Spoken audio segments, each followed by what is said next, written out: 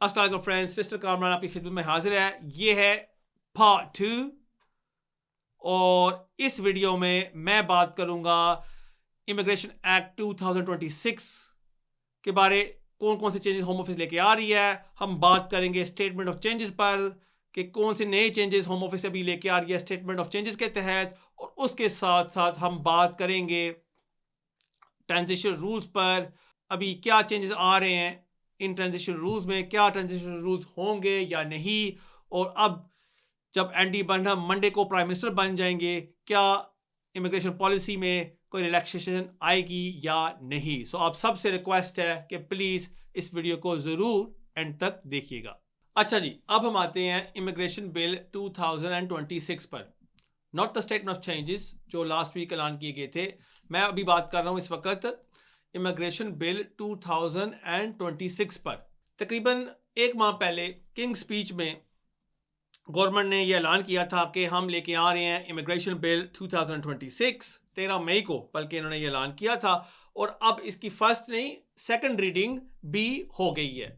और इसमें बहुत सारी चेंजेस हैं जो होम ऑफिस लेके आ रही है, और मैं समझता हूं काफ़ी बैड न्यूज़ भी है माइग्रेंट्स के लिए, जो मैं अभी आपके साथ शेयर करूंगा।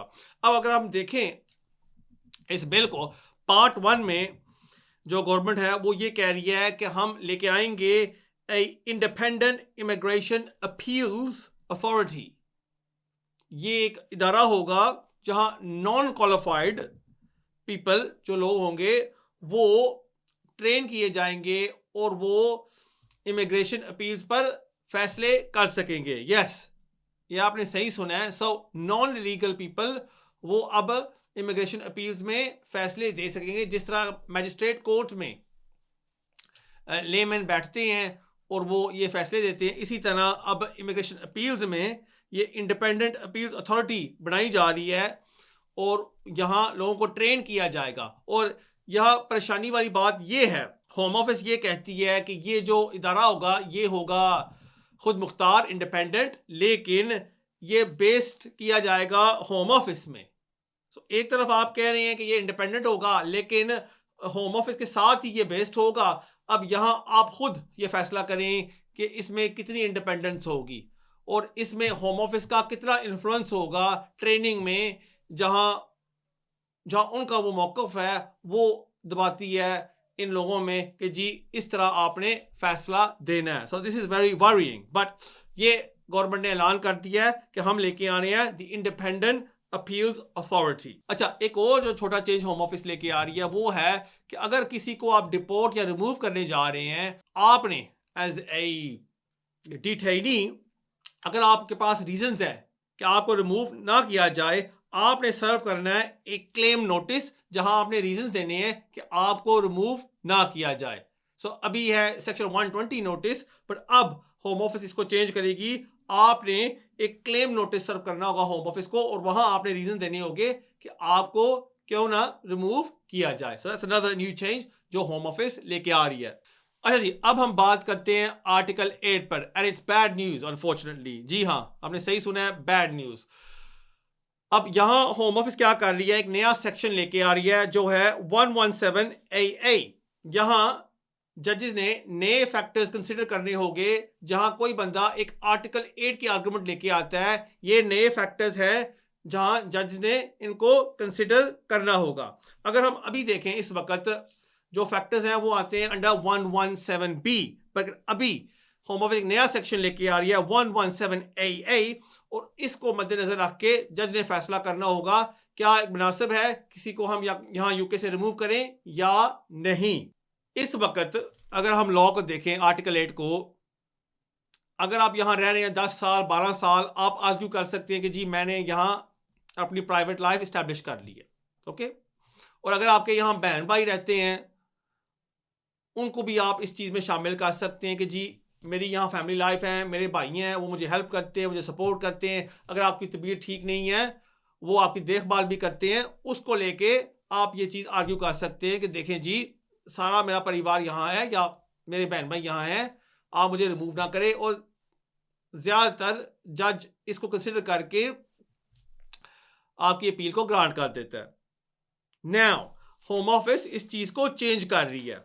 होम ऑफिस ये कह रही है कि जब भी कोई भी शख्स आर्टिकल 8 का क्लेम डालता है और आर्ग्यू करता है कि उसने अपनी यहाँ फैमिली लाइफ इस्टेब्लिश कर ली है, फैमिली लाइफ में हम खाली कंसिडर करेंगे आपके स्पाउस को, आपके हस्बैंड को या आपकी वाइफ को, आपके बच्चों को और आपके पेरेंट्स को।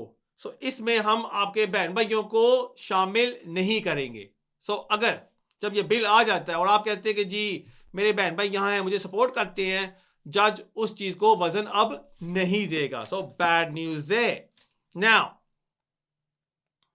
फर्ज करें ये बिल आ जाता है और आप आर्ग्यू करते हैं कि जी नहीं मेरे भाई हैं, वो मुझे हेल्प कर रहे हैं, मेरी तबीयत ठीक नहीं है, मुझे उनसे सपोर्ट मिलती है, या मेरा एक दोस्त है वो मेरी देखभाल करता है, उसके लिए उन्होंने नए फैक्टर्स अब ऐड कर दिए हैं। अगर आप कहते हैं कि आप किसी पर डिपेंडेंट हैं और वो आपके स्पाउस नहीं है, आपके हस्बैंड वाइफ नहीं है, आपके बच्चे नहीं हैं या आपके पेरेंट्स नहीं हैं, फिर आपने साबित करना होगा कि आपकी जो डिपेंडेंसी है वो इमोशनल से ज्यादा है। So number 1, you must show dependency beyond emotional ties. So emotion से ज्यादा आपने ये साबित करना होगा कि आप उन पर डिपेंडेंट है। अगर आप फाइनेंशियली उन पर डिपेंडेंट है, इससे भी डिपेंडेंसी साबित नहीं होगी, ये लेजिस्लेशन में लिखा हुआ है। और अगर आप कहते हैं कि आपको एक फिजिकल, जिस्मानी या एक ज़हनी मेंटल कंडीशन है, उससे भी ऑटोमेटिकली डिपेंडेंसी साबित नहीं होगी। आपने यह साबित करना होगा कि आपकी तबीयत इतनी खराब है कि आपको उनकी कांस्टेंट, उनकी लगातार सपोर्ट चाहिए, और अगर आपका जो दोस्त है या आपका जो भाई है, अगर वो आपको ये सपोर्ट नहीं देता, आपकी देखभाल नहीं हो सकती, और अगर आपका जो भाई है या जो आपकी बहन है या आपका जो दोस्त है, अगर वो आपके साथ एक सेम कंट्री में नहीं होता, फिर आपकी देखभाल नहीं हो सकती, आपको वो सपोर्ट नहीं मिल सकती। सो ये चीजें अब आपने साबित करनी होगी। सो ये आप देख लें, ये ज्यादा सख्त कर रहे हैं कि आप अपने फैमिली मेंबर्स को आर्टिकल 8 आर्ग्यूमेंट में इस्तेमाल नहीं कर सकते, और इसी तरह अपने दोस्तों को भी आप अब आर्टिकल 8 में इस्तेमाल नहीं कर सकेंगे। अच्छा, जिस तरह मैंने अभी अर्ज किया है कि 117B में और मजीद रिक्वायरमेंट्स ऐड कर रहे हैं। अब आप ये वीडियो देख रहे होंगे और सोच रहे होंगे 117B है क्या, वो भी मैं थोड़ा सा आपको एक्सप्लेन कर दूं। देखें, जब भी आप कोई एप्लीकेशन डालते हैं ना, आप सिस्टर के पास जाते हैं और वो आपको कहता है जी मैंने ना ह्यूमन राइट्स की एप्लीकेशन डाल दी है, या आप अपील में जाते हैं और आपका सोलिसिटर आपको कहता है कि जी ये ना आपकी ह्यूमन राइट्स अपील हम लड़ रहे हैं। यहाँ जब भी ह्यूमन राइट्स का जिक्र किया जाता है किसी एप्लीकेशन में या किसी अपील में, 5 पॉइंट्स होते हैं जिसका जज ने या होम ऑफिस ने ख्याल रखना होता है। नंबर 1 कि आपने अपनी यहाँ यूके में फैमिली लाइफ या प्राइवेट लाइफ इस्टेब्लिश की है या नहीं। द आंसर हमेशा जो जवाब होता है वो हमेशा यस ही होता है। नंबर 2 कि अगर हम आपको यूके से रिमूव करेंगे, उस प्राइवेट लाइफ या फैमिली लाइफ में इंटरफेरेंस होगी या नहीं। बिल्कुल होगी, सो यस। नंबर 3 जो तीसरी रिक्वायरमेंट होती है कि will it be in accordance with the law, कि हम लॉ को फॉलो कर रहे हैं और उसको लेके ही हम आपको रिमूव करेंगे from the UK. Answer is yes. Number 4 जो चौथी रिक्वायरमेंट होती है कि अगर आपको रिमूव किया जाता है वो एक पब्लिक एम को पूरा करने के लिए हो रहा है। मतलब कि अगर हम आपको रिमूव कर रहे हैं, हम आपको इसलिए रिमूव कर रहे हैं कि हम इमिग्रेशन को कंट्रोल करना चाहते हैं। सो ये भी हमेशा इसका जवाब होता है यस, कि जाहिर सी बात है यहाँ हम लाखों माइग्रेंट्स को तो नहीं आने दे सकते ना, सो हमने इमिग्रेशन को कंट्रोल तो करना है ना। सो इसको भी यस होता है कि जो हम आपको रिमूव कर रहे हैं, is it for a legitimate aim. So the answer is yes. और जो 5वां सवाल है वो ये है कि अगर हम आपको रिमूव करेंगे क्या यह मुनासिब होगा या नहीं, और यहाँ जज ने फैसला करना होता है। अगर वो कहता है कि मुनासिब नहीं होगा, फिर वो आपको आर्टिकल 8 के तहत वीज़ा ग्रांट कर देते हैं। और अगर वो कहते हैं कि जी मुनासिब होगा, फिर ये जो फैक्टर्स हैं 117B के तहत, ये इनको कंसिडर करना होता है जज ने। सो आपके फैसले में उनका जिक्र होता है। ये पहले इंट्रोड्यूस किए गए थे इन द 2014 इमिग्रेशन एक्ट। अब इनमें भी काफ़ी अब तब्दीली आ रही है जो मैं अभी आपके साथ शेयर करूंगा।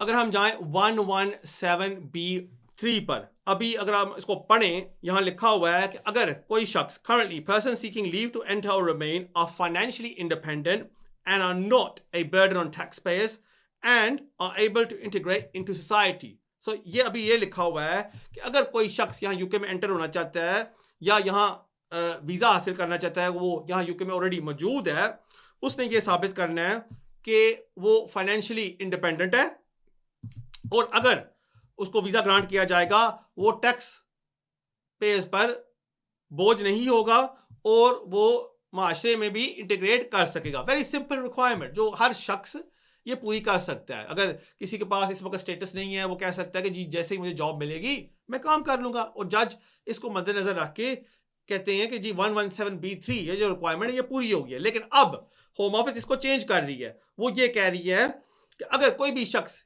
यहाँ एंटर होना चाहता है या यहाँ यूके में ऑलरेडी मौजूद है और वीज़ा हासिल करना चाहता है, उसने ये साबित करना है कि वो फाइनेंशियली इंडिपेंडेंट रहेगा. मतलब कि वीज़ा ग्रांट होने के बाद भी आप इंडिपेंडेंट रहेंगे और आप अपने आप को हाउस कर सकेंगे सपोर्ट के बगैर. मतलब कि अगर आपको वीज़ा ग्रांट कर दिया जाता है, आप कौंसल का घर नहीं लेंगे या आप बेनिफिट्स पर नहीं आएंगे.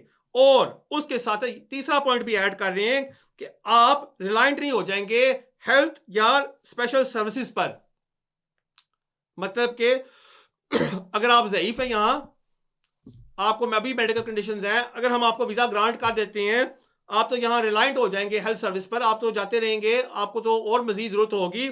उसको लेके भी अब जज इन चीज़ों को कंसिडर करेगा. तो इसका ये मतलब है कि अगर किसी को यहाँ 15 साल हो गए हैं और वो एक आर्टिकल 8 का क्लेम सबमिट करता है, हो सकता है जज ये कहे कि जी आपकी तो यहाँ फैमिली है, 4 बच्चे हैं और मैं समझता हूँ कि अभी आप ने पहले असाइलम क्लेम किया था, आप 5-6 साल असाइलम सपोर्ट में रहे थे, यहाँ आपने बेनिफिट्स का फ़ायदा उठाया है, अगर अभी मैं आपको वीज़ा ग्रांट करता हूँ, अभी भी आपके 4 बच्चे को लेके आप यहाँ इंडिपेंडेंटली नहीं रह सकेंगे, आप बेनिफिट्स पर जाएंगे. इसलिए इस फैक्टर को लेके मैं आपकी एप्लीकेशन को रिफ्यूज़ कर रहा हूँ. और सिमिलरली अगर कोई शख्स यहाँ है जिसकी एज है 60+, 70+, उनकी तबीयत ठीक नहीं है, हम आर्ग्यू करते हैं कि जी हम उनको वीज़ा ग्रांट यहाँ किया जाए कि उनकी देखभाल की जा सके. अगेन जज इस पॉइंट को लेके आर्टिकल 8 को रिफ्यूज़ कर सकता है कि जी अगर मैं ग्रांट कर देता हूँ, आप तो जाएंगे अस्पतालों में, वहाँ आपका इलाज होगा, आपको तो स्पेशल हेल्थ की केयर की ज़रूरत होगी, आप तो यहाँ टैक्स पेयर पर बोझ हो जाएंगे. इसको लेके 117B3 को मैं आपकी एप्लीकेशन को रिफ्यूज़ कर रहा हूँ. सो दैट्स अगेन जिस तरह आर्टिकल 8 को ज़्यादा और ये सख्त कर रहे हैं. अब हम आते हैं 1173A पर. अभी इसको हम अगर पढ़ें, it says anyone seeking leave to remain must not be convicted of an offence in the UK or anywhere else, must have cooperated with the immigration authorities and is of good character. अब यहाँ देखें, ये जो नई requirement home office add कर रही है वो क्या कह रही है कि अगर कोई भी बंदा यहाँ वीज़े के लिए रिक्वेस्ट कर रहा है, दरख्वास्त डाल रहा है या एंटर होना चाहता है, उसने इमिग्रेशन अथॉरिटीज़ के साथ कोऑपरेट किया हो. अब हो सकता है अगर कोई शख्स यहाँ 10, 12, 15 साल से रह रहा है और वो रिपोर्टिंग पर नहीं गया, अगेन इसको लेके होम ऑफिस आपकी एप्लीकेशन को रिफ्यूज़ कर सकती है. और इसके साथ साथ क्या कह रहे हैं कि आपका जो कैरेक्टर है वो अच्छा होना चाहिए. अब अगेन यहाँ इन्होंने ये नहीं बताया कि इमिग्रेशन एप्लीकेशंस में गुड कैरेक्टर क्या है. हमें ये पता है कि नेशनलिटी एप्लीकेशन में होम ऑफिस क्या देखती है कि किसी का जो कैरेक्टर है वो अच्छा है या नहीं, बट यहाँ इन्होंने हमें नहीं बताया. सो अगेन हो सकता है अगेन होम ऑफिस ये कहे कि जी आप यहाँ रह रहे थे 15 साल इलीगली, आप रिपोर्टिंग पर नहीं आए, हम समझते हैं आपका कैरेक्टर अच्छा नहीं है, और उसको लेके जो होम ऑफिस है या जो जजेस हैं वो आपकी आर्टिकल 8 एप्लीकेशन को रिफ्यूज कर दें. अच्छा, 117B4 को भी चेंज किया जा रहा है. अभी अगर हम इसको पढ़ें, वहां लिखा हुआ है little weight should be given to someone living here unlawfully. अब इसको चेंज किया जा रहा है कि no weight should be given to someone living here unlawfully. So, इसका ये मतलब है अभी अगर हम लेजिस्लेशन को पढ़ें, वो कहते हैं कि अगर कोई बंदा यहाँ इलीगल रह रहा है आप उसको कम वजन दें. अब वो क्या कह रहे हैं कि अगर किसी को 15 साल भी हो गए हैं, वो इलीगल है यहाँ, आप उस चीज़ को कोई भी वजन ना दें. पहले क्या होता था, आप कहते हैं ना कि आपको 16 साल हो गए, जज कहता है यार इस बंदे को इतने साल हो गए हैं, ये एक चीज़ है इसके हक में जाती है। अब किसी को जितने साल भी हो जाएं, ये जो पॉइंट है आपको इतने साल हो गए, ये आपके हक में नहीं जाएगा। सो दैट्स अगेन ये सख्ती कर रहे हैं आर्टिकल 8 में। अच्छा जी, अब हम आते हैं फैमिली लाइफ पर। सो यहाँ जो अभी बहन भाई हैं इस वीडियो को देख रहे हैं, उनके यहाँ बच्चे हैं क्या, वो सोच रहे हैं कि वो 7 ईयर चाइल्ड की एप्लीकेशन सबमिट करेंगे आज या आने वाले मुस्तकबिल में, वो अब गौर से सुने। 117B5 वहां भी चेंजेस लेके आ रहे हैं। अगर अभी इसको पढ़ें, यहां लिखा हुआ है कि little way should be given to private life when your status was precarious. So अगर ये कोई बंदा यहाँ सिंगल रह रहा है बगैर फैमिली से, वो अभी लॉ में लिखा हुआ है कि कम वजन देना चाहिए। अब इसको चेंज किया जा रहा है कि little way should be given to family life when status was precarious. अगर आपकी यहाँ फैमिली लाइफ है और आप यहाँ इलीगल हैं, उसको भी कम वजन जज को देना चाहिए। सो अगेन और सख्ती। अच्छा, अब हम आते हैं एक मेन पॉइंट पर। सो गौर से सुनिएगा 117B6 पर। अभी अगर आप देखें 117B6 में यह लिखा हुआ है कि उस शख्स की रिमूवल नहीं चाहिए जहां उस शख्स की एक रिलेशनशिप है एक क्वालिफाइंग चाइल्ड के साथ और मुनासिब नहीं होगा कि उस बच्चे को यूके छोड़ना पड़े। मतलब कि इन लेमन टर्म्स कि आप यहाँ यूके में रह रहे हैं, मियाँ बीवी, आपके बच्चे हैं, एक बच्चे को यहाँ हो गए हैं 7 साल, आप कहते हैं कि जी मुनासिब नहीं होगा उस बच्चे को यूके छोड़ना। सो 117B6 के तहत जज आपको वीजा ग्रांट कर सकता है। नाउ इसको भी अमेंड किया जा रहा है अंडर 1176B।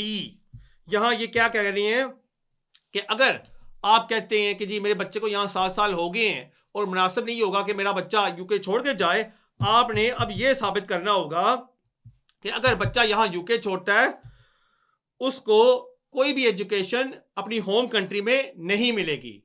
अगर आप इंडिया से हैं, पाकिस्तान से, बांग्लादेश से हैं, आपने साबित करना है कि वहां उस बच्चे को एजुकेशन नहीं मिलेगी। नंबर 2, आपने ये साबित करना है बच्चे को खास मुश्किलात का सामना करना होगा और वह होम कंट्री में इंटीग्रेट नहीं कर सकेगा या अपने न्यू कंट्री में।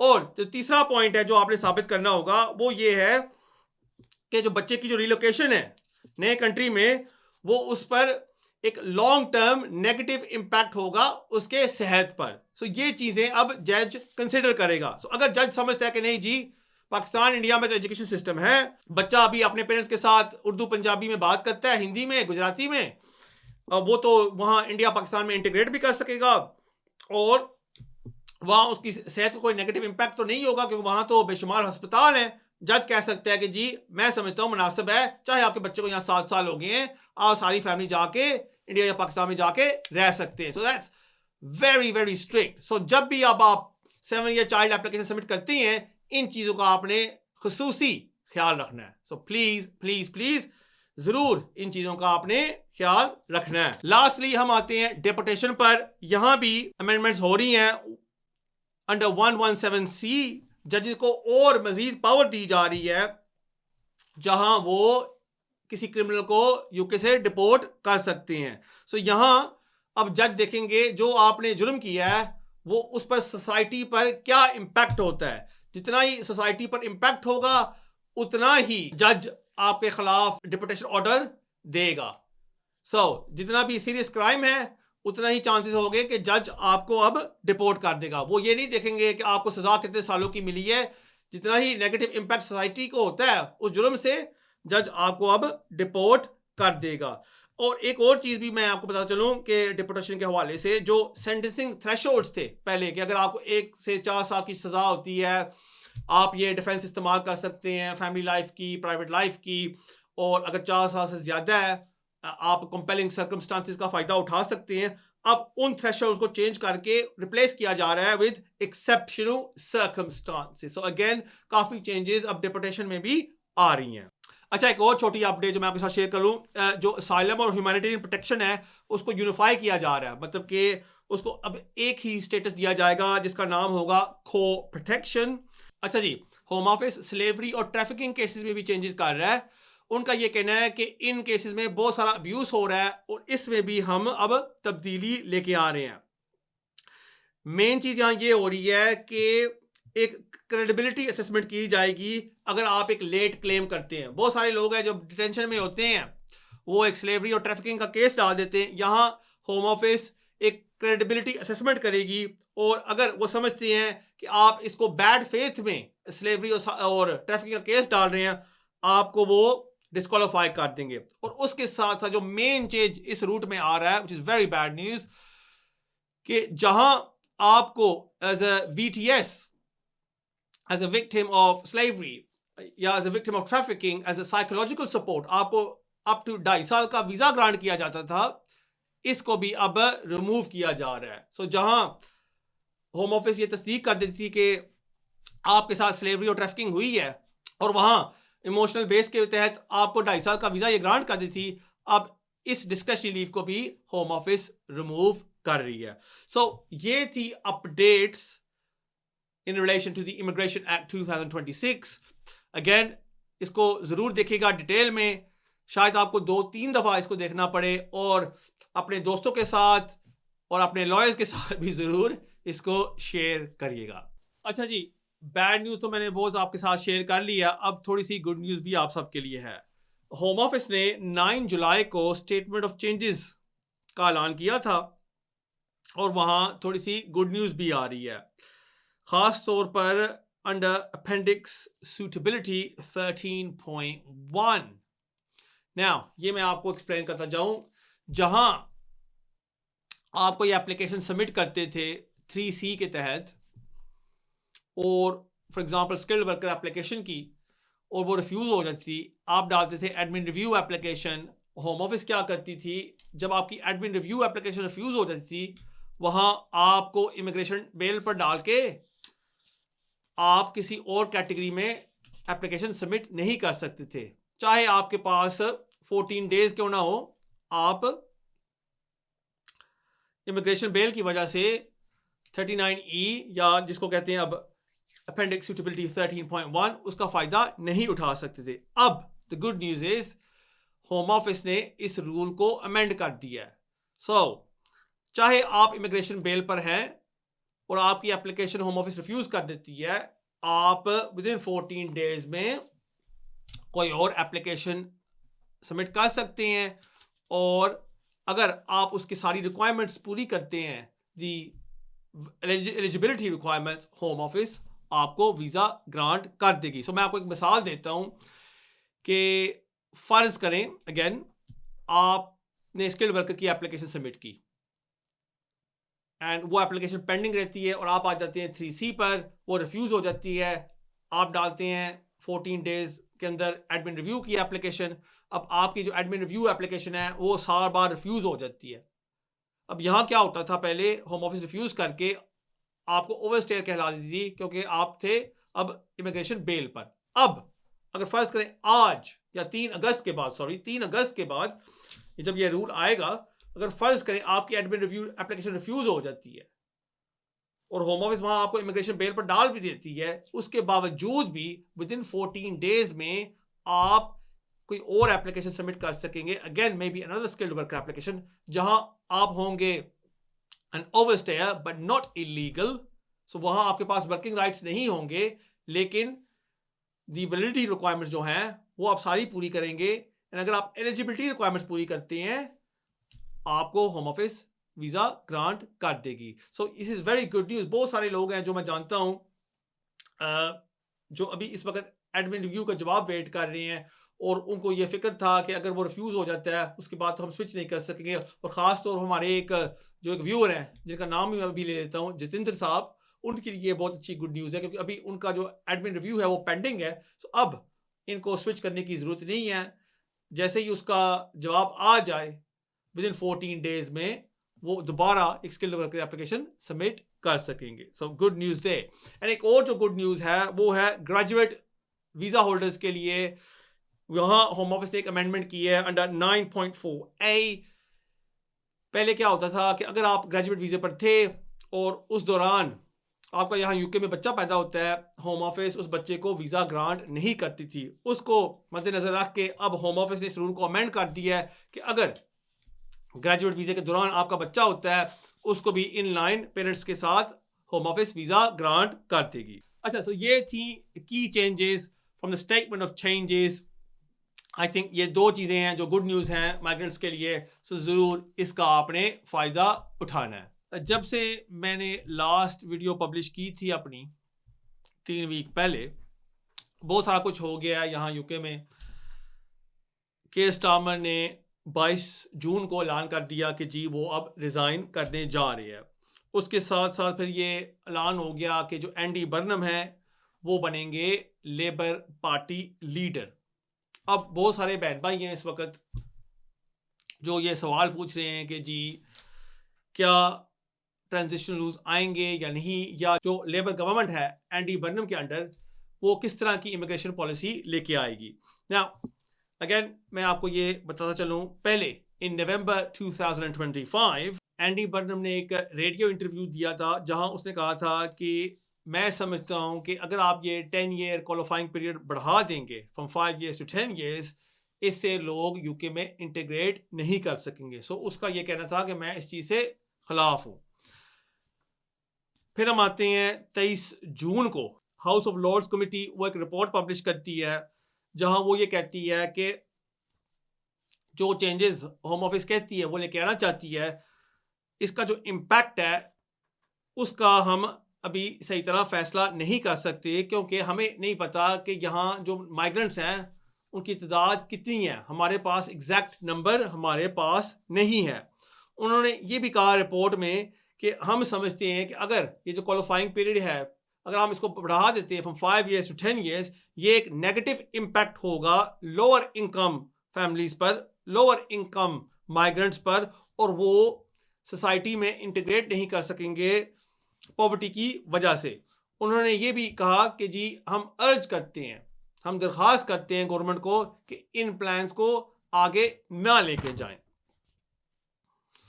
उन्होंने ये भी साथ साथ कहा इस रिपोर्ट में 23 जून को कि अगर होम ऑफिस रेट्रोस्पेक्टिव रूल्स लेके आती है, मतलब कि जो लोग यहाँ ऑलरेडी मौजूद हैं उनका टाइम पीरियड बढ़ा देती है, उनके लिए अनफेयर होगा और यूके का जो रेपुटेशन है दुनिया में उसको भी नुकसान होगा। उन्होंने ये रिकमेंडेशन दी कि हम समझते हैं बेहतर ये है कि अगर आप लोगों को ILR ग्रांट कर देते हैं, आप उन पर ये पाबंदी लगा दें कि उनको बेनिफिट्स की इजाज़त ना दी जाए। सो ये थी recommendations House of Lords committee की। उसके साथ साथ हाउस ऑफ लॉर्ड्स कमेटी ने यह भी कहा कि ये जो एक्सेलरेटेड सेटलमेंट स्कीम आप लेके आना चाहते हैं जहां एक शख्स 1,25,000 कमा रहा है वो 3 साल बाद सेटलमेंट हासिल कर सकता है, इसको भी रिव्यू किया जाए by the migration advisory committee MAC. क्यों हम समझते हैं अगर आप किसी को जल्दी ILR ग्रांट करना चाहते हैं उसकी बुनियाद होनी चाहिए फिस्कल कंट्रीब्यूशंस पर, मतलब कि वो जो बंदा जॉब कर रहा है उसके तहत इकोनॉमी को कितना फ़ायदा हो रहा है और जो लेबर मार्केट है उसको लेके आपको ये फैसला करना चाहिए। जिस तरह अभी आप कह रहे हैं कि आप टैक्स बैंड्स को लेके अगर बंदा 50,000 कमा रहा है वो 7 साल बाद हासिल कर सकता है और अगर एक बंदा 1,25,000 कमा रहा है वो 3 साल बाद कर सकता है, जिस तरह अभी आप ये सजेशन दे रहे हैं कि टैक्स बैंड्स को लेके हम किसी को ILR जल्दी ग्रांट कर देंगे, ये हम समझते हैं गलत है। सो उनका मतलब ये कहना है कि अगर फर्ज करें कोई बंदा ऐसी जॉब कर रहा है जहां यूके को बहुत फायदा हो रहा है, मतलब कि जिस तरह केयर सेक्टर में काम कर रहा है, उनको जल्दी वीज़ा मिलना चाहिए बल्कि बजाय आप देखें उनकी सैलरी क्या है। सो ये उन्होंने रिकमेंडेशन भी की।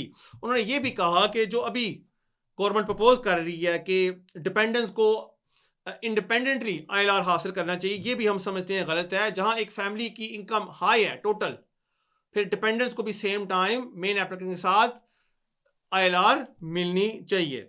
उन्होंने ये भी कहा कि जो गवर्नमेंट की ये पॉलिसी है इसको भी बदलना चाहिए। इस वक्त वो है रिएक्टिव, मतलब कि वो देखते हैं कि जी अभी इस वक्त प्रेशर आ रहा है आवाम से या एक पार्टी इमिग्रेशन पर प्रेशर डाल रही है, गवर्नमेंट कोई नई पॉलिसीज ले आती है, लेकिन उनको लॉन्ग टर्म प्लानिंग करनी चाहिए और जो यूके के लिए बेस्ट है उसको मद्देनजर रख के ये फैसले करने चाहिए। सो ये थी हाउस ऑफ लॉर्ड्स कमेटी की रिकमेंडेशंस। अब हम आते हैं 25 जून 2026 को।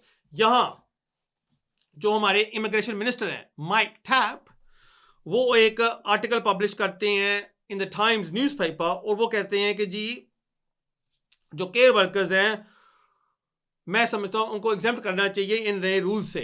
सो जहाँ जो केयर वर्कर सेक्टर है उनका जो टाइम पीरियड है वो 5 साल से 10 साल नहीं बढ़ाना चाहिए। और उसने ये भी कहा कि जो गवर्नमेंट है वो इस चीज़ पर काम कर रही है। जब शबाना महमूद ने ये आर्टिकल पढ़ा और सुना, उसने प्रेशर डाला के स्टामर पर कि आप इसको जॉब से निकाल दें, कि इसने मिनिस्टेरियल कोड ब्रेक किया है। लेकिन के स्टामर ने इनकार किया और माइक टैब को सैक नहीं दी। फिर हम आते हैं 7 जुलाई 2026 को, जहां शबाना महमूद पेश होती है House of Lords, justice and home affairs committee के सामने। और वहां वो ये कहती है कि अगर एक शख्स कोई भी रूट पर है, उसका ये मतलब नहीं है कि वो एक वादा है कि उसको सेटलमेंट मिलेगी। सो मतलब शबाना महमूद का ये कहना था कि अगर कोई बंदा 5 साल रूट के पर है, उसका ये कोई गारंटी नहीं है कि 5 साल बाद उसको वीज़ा मिलेगा। उसने ये भी कहा कि अगर कोई भी गवर्नमेंट अपने रूल्स को चेंज नहीं कर सकती, फिर वो सही तरह हुकूमत नहीं कर सकती। उसका ये कहना था कि जब भी कोई मसले मसाइल आते हैं या कोई ऐसे वजूहात आते हैं जहां गवर्नमेंट को इमिग्रेशन रूल्स को चेंज करना है, उसको आसानी के साथ कर लेना चाहिए। ये नहीं है कि आपने एक रूल सेट कर दिया, अब आप इस रूल के खिलाफ नहीं जा सकते। उसने ये भी कहा कि ये जो लेजिटिमेट एक्सपेक्टेशंस का टेस्ट है जिसका बार बार जिक्र होता है, जो पहले हुआ था HSMP पर, वो भी उस पर भी हमने काफ़ी डिस्कशन की है। और जो चेंजेस हम लेके आने जा रहे हैं, हमें ये पता है कि ये उसमें कोई चैलेंजेस नहीं होंगे कोर्ट में, अगर होते भी हैं वो हमारे हक में होंगे। उसने ये भी कहा कि जो ब्रिटिश सिटीजन हैं जो ओवरसीज काम करते हैं, उन ममालिक में जब कोई रूल्स चेंज होते हैं वो रेट्रोस्पेक्टिवली अप्लाई होते हैं। मतलब कि अगर कोई ब्रिटिश सिटीजन इस वक्त किसी और कंट्री में काम कर रहा है, जब वो ममालिक वो रूल्स को चेंज करती है, उन पर भी नए रूल्स अप्लाई होते हैं। सो हम समझते हैं अगर हम कोई इस तरह के नए चेंजेस लेके आते हैं वो मुनासिब होंगे। जब उसको ये कहा गया कि 80 MPs ने, लेबर के जो MPs हैं, उन्होंने एक लेटर साइन किया जहां उन्होंने एक डिमांड की है कि ट्रांजिशन रूल्स होने चाहिए, उसने कहा मेरा पैगाम उनके लिए है कि अभी भी हम कंसल्टेशन कर रहे हैं, कोई अभी हमने फैसला नहीं लिया, और जब फाइनल फैसला होगा वो सबके सामने होगा। उसके साथ साथ उसने ये भी कहा कि आने वाले वक्त में जो असाइलम अकोमोडेशन है वो ख़त्म कर दिया जाएगा और असाइलम सीकर्स को मिलिट्री बेसिस में रखा जाएगा, कि वो समझती हैं यही फ्यूचर है, आने वाले वक्त में असाइलम सीकर्स को मिलिट्री बेसिस में रखा जाए। अगर हम देखें ये जो अभी शबाना महमूद ने ये पेशी की हाउस ऑफ लॉर्ड्स कमेटी में, इससे तो लगता है कि ये तो ये कह रही है कि ट्रांजिशन रूल्स नहीं होंगे। अब हम आते हैं 13 जुलाई 2026 पर। यहां एक आर्टिकल पब्लिश होता है in the times newspaper again, जहां गवर्नमेंट के जो सोर्सेज हैं वो टाइम्स को ये बताते हैं कि इस वक्त लग रहा है कि ट्रांजिशन रूल्स होंगे। जो लोग 2021 के बाद आए हैं उनके लिए ट्रांजिशन रूल्स होंगे। अगले दिन 14 जुलाई 2026 को जो कंजर्वेटिव पार्टी की जो लीडर है केमी बेडनॉक, वो एक लेटर पब्लिश करती है एक्स पर, जहां वो कहती है कि वो काफ़ी कंसर्न्ड है कि जो गवर्नमेंट है वो अब ट्रांजिशन रूल्स रखने जा रही है। और उसका ये कहना था कि अगर आप ट्रांजिशन रूल्स रखते हैं और लोग 5 साल बाद ILR ले लेते हैं, उसके 1 साल बाद तो वो नेशनलिटी हासिल कर लेंगे और वो बेनिफिट्स का भी फ़ायदा उठा लेंगे। उसने ये भी आवाज़ उठाई कि अगर आप ट्रांजिशन रूल्स रखते हैं और चाहे आप एक पाबंदी भी लगा देते हैं ILR पर कि आप बेनिफिट्स नहीं ले सकते, जो लोग ऑलरेडी इस वक्त वीज़े पर हैं और वो बेनिफिट्स का फ़ायदा उठा रहे हैं, अभी लॉ में उनके लिए उनके बारे में कुछ भी नहीं लिखा हुआ। वो जो बेनिफिट्स अभी ले रहे हैं वो तो लेते रहेंगे। इस पर उसने गवर्नमेंट की तनकीद की। अच्छा, 16 जुलाई को ये न्यूज़ फैलती है कि जब एंडी बर्नम प्राइम मिनिस्टर हो जाएंगे कि जो शबाना महमूद है उसको प्रमोशन दी जाएगी from home secretary to chancellor. Yes, ये है द सेकंड हाईएस्ट जॉब इस कंट्री में, जहां वो इस कंट्री के फाइनेंसेस को मैनेज करेगी। उसको वो जॉब दी जाएगी। उससे जो पाउंड का रेट है वो भी बढ़ जाता है और वो कहते हैं कि जो सिटी में जो कॉन्फिडेंस है एंडी बर्नम में इस न्यूज़ की वजह से भी बढ़ गया है। सो ये भी एक बड़ी पॉसिबिलिटी है इस वक्त कि मंडे को जब एंडी बर्नम ऐलान करेंगे उनकी कैबिनेट, उसमें हो सकता है कि जो शबाना महमूद है वो अब होम सेक्रेटरी नहीं रहेगी, उसको प्रमोशन दी जाएगी एज चांसलर। एंड अब हम आते हैं 17 जुलाई को, ऑन फ्राइडे लेबर पार्टी ऐलान करती है कि एंडी बर्नम अब बन गए हैं लेबर पार्टी के लीडर। इस कॉन्फ्रेंस में एंडी बर्नम अपनी स्पीच में कहते हैं कि हमें अपना रुख बदलना होगा। पिछले 40 सालों से हम एक गलत रास्ते पर चले गए हैं और हमें अब लोगों को फ़ायदा पहुंचाना है।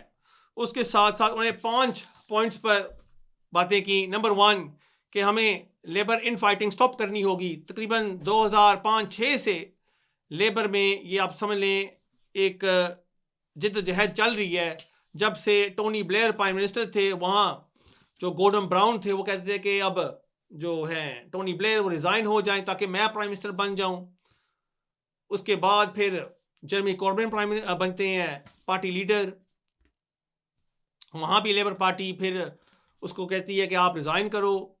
अब केयर स्टार्मर बनते हैं लीडर, अगेन उसको भी उन्होंने हटा दिया है। और अब एंडी बर्नम भी बन गए लेबर लीडर। उसका ये कहना था कि जो इन फाइटिंग जो आपस में हम लड़ रहे हैं ये हमें अब रोकना होगा। नंबर 2 उन्होंने कहा कि मैं एक नई सियासत बनाना चाहता हूँ जहाँ हम चीज़ों को ठीक करें और जिन लोगों का देखभाल नहीं हो रहा उन पर भी हम तवज्जो दें। Number 3 working with other parties but distinctly labour, मतलब कि हम दूसरी पार्टीज का नकल ना करें। अब जब शबाना महमूद ये नए चेंजेस लेके आई थी, रिफॉर्म ने कहा था कि वो तो रिफॉर्म से भी आगे बढ़ गई है। She has out reformed reform. So ये भी उसने कहा है कि जी ठीक है, हम दूसरी पार्टी के साथ काम करेंगे, अगर उनके कोई किस्म के मुतालबे हैं हम उनके साथ बैठ के बात करेंगे, बट ये नहीं है कि हम उनकी नकल करेंगे। अच्छा, उसने ये भी कहा चौथा पॉइंट कि मैं लीडर हूँ पूरे यूके का, मतलब कि मैं सबकी आवाज़ सुनूंगा। ये नहीं है कि जो लोग यहाँ लंदन में या साउथ में रहते हैं मैं उनकी आवाज़ सुनूंगा, जो लोग नॉर्थ ऑफ इंग्लैंड में रहते हैं उनकी आवाज़ भी मैं सुनूंगा। और लास्टली उसने कहा कि जो पावर है वो मैं वेस्ट मिनिस्टर से वापस ले लूँगा, मतलब कि काउंसिल्स को ज़्यादा पावर दिया जाएगा ताकि वो और घर बना सकें, वो और मज़ीद प्लानिंग परमिशन के एप्लीकेशंस अप्रूव कर सकें, और जो आपके हाई स्ट्रीट्स हैं उसने ये मिसाल दी उनको भी वो इम्प्रूव कर सके, बल्कि बजाय वो वेट करें कोई वेस्ट मिनिस्टर से कोई बिल पास हो, कोई लेजिस्लेशन पास हो, काउंसिल्स को भी ज़्यादा इक़्तिदार दिया जाएगा। सो अगर हम देखें एंडी बर्नम एक काफ़ी आप कह सकते हैं लेफ्ट सेंटर पॉलिटिशियन है। वो लेफ्ट पर भी जाते हैं और ज़्यादा मिडल में भी है, क्योंकि उन्होंने ये भी कहा कि बिजनेसेस को भी मैं बहुत सारा फ़ायदा दूंगा। अब जो थे फ़र्ज़ करें जेरेमी कॉर्बिन, वो थे टू द लेफ्ट, बिल्कुल लेफ्ट पर कि मैं गरीबों की हेल्प करूंगा लेकिन बिजनेसेस पर मैं ज़्यादा टैक्स करूंगा और जो अमीर है उनसे भी मैं ज़्यादा टैक्स लूँगा। लेकिन ये जो हैं ये काफ़ी मिडल में है, दरमियान में है। और जो थे केयर स्टार्मर वो भी लेफ्ट सेंटर थे, लेकिन जब वो आए इक़्तिदार में वो ज़्यादा चले गए हैं राइट पर। आप समझ लें कि वो रिफॉर्म की नकल में इतना वो आगे चले गए कि जो उनकी मेन पॉलिसीज़ थी या जो उनका मेन सपोर्ट ग्रुप था उनको वो भूल गए। सो इससे हम ये पॉसिबिलिटी तय कर सकते हैं कि जब एंडी बर्नम अपना कैबिनेट ऐलान करेंगे और मंडे, एक स्ट्रॉन्ग पॉसिबिलिटी है, एक तो शबाना महमूद होम सेक्रेटरी ना हो, और अगर वो नहीं है हो सकता है कि इस पॉलिसी में ओवरऑल इमिग्रेशन थोड़ी सी रिलैक्सेशन भी आ सकती है। अब जाहिर सी बात है ये जो टोटल फ्रेमवर्क है इसको तो नहीं छोड़ेंगे, ये तो नहीं कहेंगे ना कि ये इस जो पॉलिसीज़ हैं इनको हम ख़त्म कर रहे हैं। जाहिर सी बात है इनको आगे लेके जाएंगे, बट स्ट्रॉन्ग पॉसिबिलिटी है कि इसमें अब ट्रांजिशन रूल्स होंगे। So hopefully they will be good news उन माइग्रेंट्स के लिए जो यहाँ ऑलरेडी मौजूद हैं। अब ये ज़रूर हो सकता है, जिस तरह अभी सुनने में आ रहा है आर्टिकल्स में और न्यूज़ में, कि अगर आपको ILR ग्रांट किया जाता है एक पाबंदी लगाई जा सकती है जहां फ़र्ज़ करें 10 साल के लिए या 15 साल के लिए आप बेनिफिट्स का फ़ायदा नहीं उठा सकते, और उसके साथ साथ एक और मज़ीद पाबंदी लगाई जाती है कि आपको शायद 5 या 10 साल वेट करना होगा और उसके बाद ही जाके आप नेशनलिटी ले सकेंगे. So it really does depend, but इंशाल्लाह जैसे ही इस पर और कोई मजीद अपडेट आएगी मैं ज़रूर आपके साथ शेयर करूँगा. सो ये था हमारा दूसरा वीडियो. उम्मीद है कि आपको दोनों वीडियोस अच्छे लगे होंगे. आप सबसे प्लीज़ अगेन रिक्वेस्ट है कि दोनों वीडियोस को लाइक करें, शेयर करें और दोनों वीडियोस पर कमेंट करें. क्या आपको अच्छा लगा है, क्या आपको नहीं अच्छा लगा, कौन से टॉपिक्स हैं आप चाहते हैं कि मैं आने वाले वीडियोस में कवर करूं, उसका भी आप ज़रूर जिक्र करें. और इंशाल्लाह ताला हमारी मुलाकात होगी अगले हफ्ते. अंटिल नेक्स्ट टाइम, अस्सलाम वालेकुम.